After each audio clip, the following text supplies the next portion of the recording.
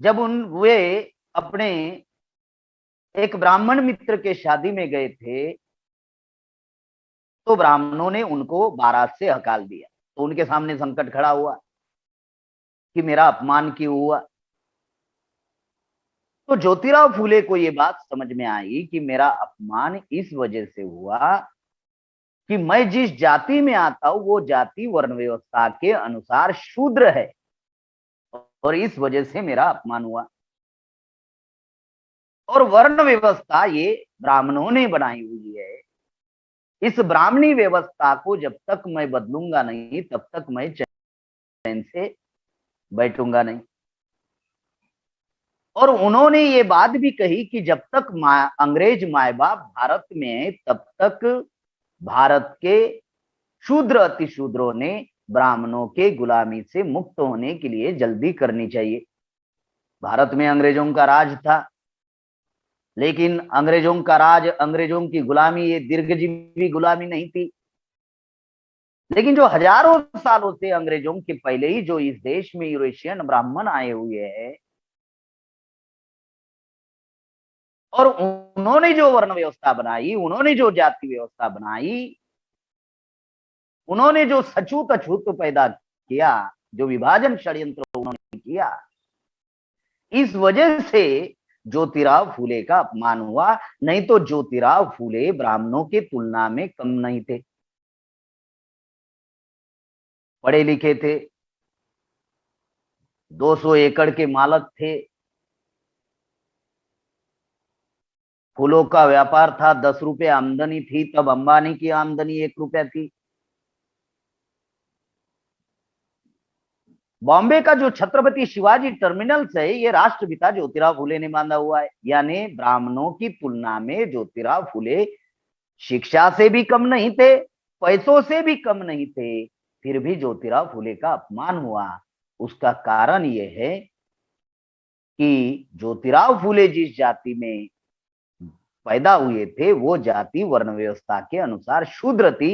इसलिए ज्योतिराव फूले का अपमान हुआ।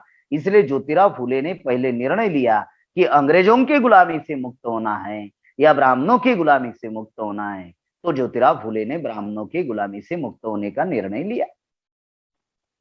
उसके बाद में जब छत्रपति शाहू महाराज का अपमान हुआ, तो छत्रपति शाहू महाराज ने निर्णय लिया कि पहले किसके गुलामी से मुक्त होना चाहिए। तो ब्राह्मणों की गुलामी से मुक्त होने के लिए छत्रपति शाहू महाराज ने आंदोलन चलाया। फिर क्रांतिवीर बिरसा मुंडा ने जो आंदोलन शुरू किया, उलगुलान जो शुरू किया इस देश में,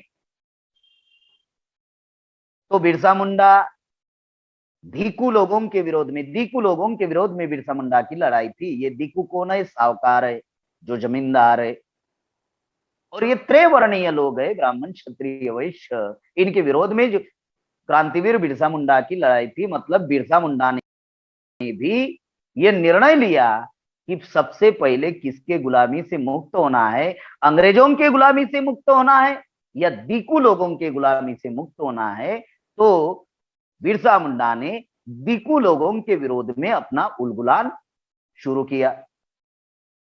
जब डॉक्टर बाबा साहब अम्बेडकर ने इस देश में आंदोलन शुरू किया, तो बाबा साहब अम्बेडकर ने दोस्त और दुश्मन की पहचान की, और बाबा साहब अम्बेडकर ने ब्राह्मणी व्यवस्था के विरोध में इस देश में उन्होंने आंदोलन शुरू किया।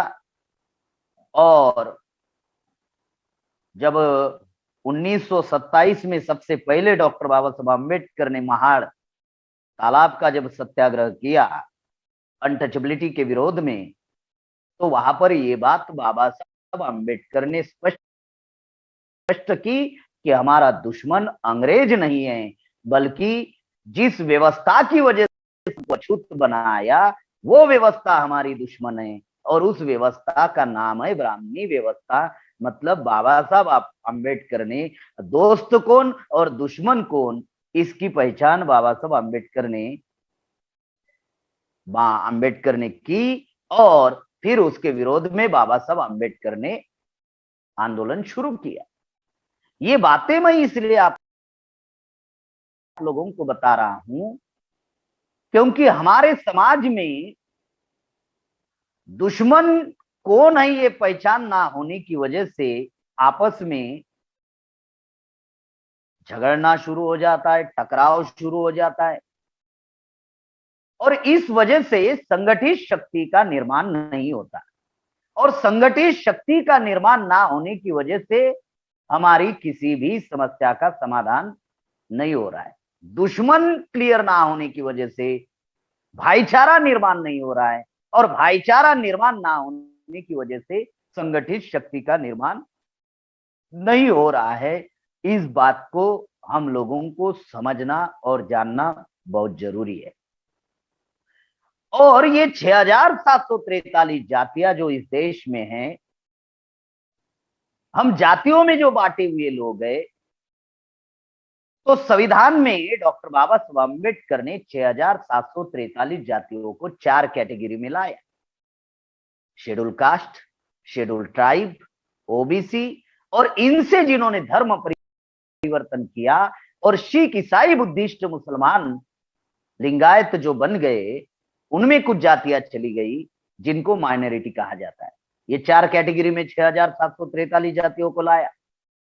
आदिवासियों में 850 जातियां है, शेड्यूल कास्ट में 1700 जातियां है, ओबीसी में 3,743 जातियां है, जैनों में 237 जातियां है और कुछ जातियां जो है वो सिख, ईसाई, बुद्धिस्ट, मुसलमानों में कुछ जातियां चली गई। इस प्रकार से 6,743 जातियों में ये जो बांटा हुआ जो समाज है, बाबा साहब अम्बेडकर ने इनको 4 कैटेगरी में लाया। अब इस 4 कैटेगरी को इकट्ठा करके वामसिप इस देश में एक मूल निवासी बहुजन समाज बनाना चाहता है और इसके लिए वामसिप 1978 से आज करीबन 45 साल से एक जागृति का अभियान इस देश में चला रहा है कि हमारे दोस्त कौन है और हमारे दुश्मन कौन है, हमारे भाई कौन है और हमारे शत्रु कौन है, यानी हमारी लड़ाई किनके विरोध में है, हमारी लड़ाई किस व्यवस्था के विरोध में है, ये बताने का प्रयास पिछले 45 सालों से वामसिप के द्वारा इस देश में चल रहा है और ये कार्य मान्यवर वामन मेश्राम साहब के नेतृत्व में वर्तमान में चल रहा है। यह अभियान दुश्मन बार बार कोशिश करता है, आदिवासियों में असली और नकली आदिवासियों का झगड़ा लगा देता है, ओबीसी में रिजर्वेशन को लेकर महाराष्ट्र में मराठा और ओबीसी का झगड़ा लगा दिया, गुजरात में पटेल और ओबीसी का झगड़ा लगा दिया, राजस्थान में गुर्जर और ओबीसी का झगड़ा लगा दिया, हरियाणा में जाट और ओबीसी का झगड़ा लगा दिया। यानी वो आपस में झगड़ा करने का काम इस देश में, वो लगाने का काम जो है इस देश में करते रहते। उसी प्रकार से शेड्यूल कास्ट में भी झगड़ा लगाने का काम जो है वो लोग करते हैं। जो शेड्यूल कास्ट में जो बाबा साहब अम्बेडकर से प्रेरणा लेकर कुछ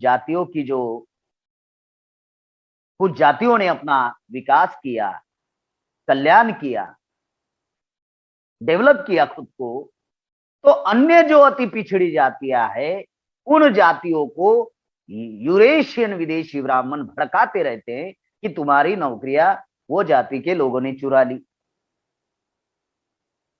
जैसे महाराष्ट्र में मारो को टारगेट किया जाता है, उत्तर प्रदेश में चमारों को टारगेट किया जाता है, बिहार में पासवान को टारगेट किया जाता है। यानी इस प्रकार से शेड्यूल कास्ट में ये झगड़ा लगाने का काम जो है करते हैं। जैसे महाराष्ट्र में मार मातंग का झगड़ा लगाते हैं, उत्तर प्रदेश में चमार पासियों का झगड़ा लगाते, इस प्रकार से झगड़ा लगाते रहते ताकि हम लोग इधर झगड़ते रहे और वो 3.5% अल्पसंख्यक ब्राह्मण इस देश के ऊपर राज करते रहे। ये उनका षड्यंत्र समझना बहुत जरूरी है कि हमारे दोस्त कौन है और हमारे दुश्मन कौन है, हमारी लड़ाई किसके विरोध में होनी चाहिए, किसको हम लोगों ने पास में लेना चाहिए, किसके साथ में मिलजुल कर हम लोगों ने रहना चाहिए, काम करना चाहिए। ये बातें जानना, समझना और अमल करना बहुत जरूरी है। उसी प्रकार से माइनॉरिटी के भी लोगों को टारगेट किया जाता है, यानी मुसलमानों को टारगेट किया जाता है, मुसलमानों के प्रति द्वेष निर्माण किया जाता है ताकि एससी एसटी ओबीसी और मुसलमानों का भाईचारा ना हो। भाईचारा होगा तो संचय शक्ति का निर्माण होगा, भाईचारा होगा तो संगठित शक्ति का निर्माण होगा। वो निर्माण ना हो, इसीलिए 3.5% अल्पसंख्यक जो ब्राह्मण हैं वो यह षड्यंत्र करते रहते हैं। इस बात को जानना और समझना बहुत जरूरी है। जो बातें आप लोगों को बताई जा रही है